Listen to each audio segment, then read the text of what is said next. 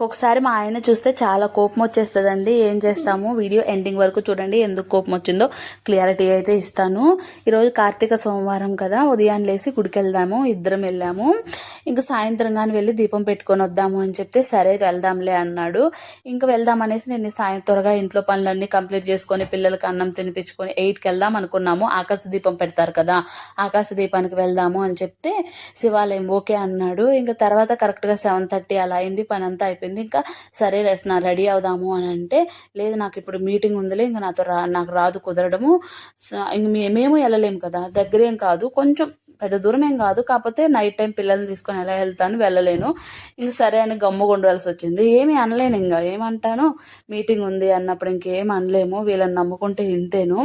ఇంకా నేనైనా సాయంత్రం ఎవరో ఒకరితో వెళ్ళి ఉండాల్సింది, నార్మల్గా సోమవారం కదా దీపం పెట్టుకుందాం అనుకున్నాను, నారికేల దీపం పెడదాము అనుకుంటే అవ్వలేదన్నమాట.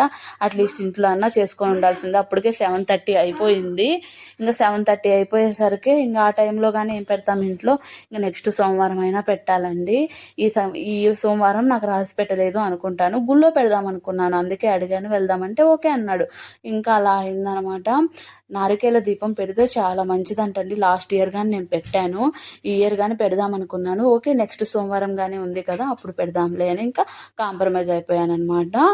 ఒకసారి చెక్ చేయండి యూట్యూబ్లో, నారికేల దీపం ప్రాముఖ్యతలన్నీ మీకు తెలుస్తాయి. చాలా మంచిది. కార్తీకంలో శివయ్యకి ఆ దీపం పెడితే చాలా పుణ్యం మనకు. అసలు ఒక్కసారి చూసి మీరు కొని ట్రై చేయండి ఏదో ఒక వీక్. ఈ వారం పెట్టి చూపిద్దామని అయితే అనుకున్నాను. ఓకేనా, బాయ్. మరి మన వీడియోస్ నచ్చితే సబ్స్క్రైబ్ చేసుకోవచ్చు కదా.